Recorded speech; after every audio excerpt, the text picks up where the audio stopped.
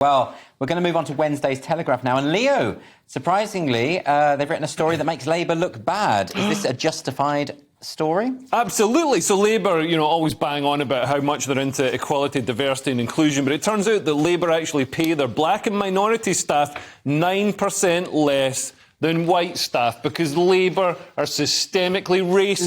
Leo, they should be abolished. Leo, that is a misleading headline. The headline says Labour pays black and minority staff 9% less than white people. That's not true. It is true. They don't pay black people 9% less than white people for the same work. It's again like this gender pay gap thing. It's about averages. They don't let black people into positions of seniority.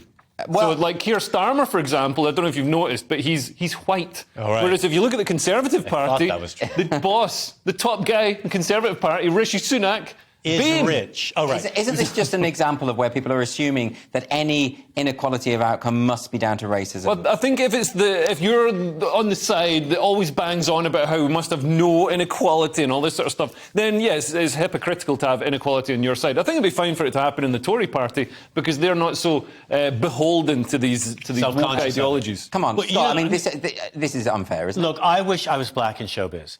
Because I was just looking at a list of the top 10 earners in showbiz in the U.S., and they're all black people. Yeah. And I make 150 pounds a show.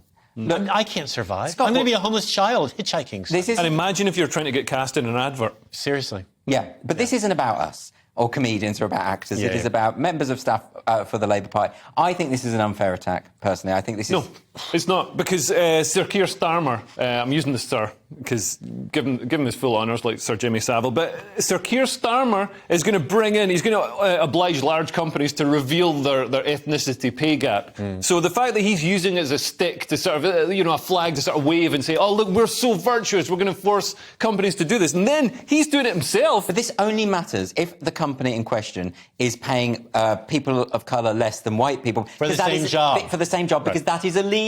Well, that's why it matters. Well, somebody needs to tell Keir Starmer about that because he's bringing this out for everyone and he fails on his own test.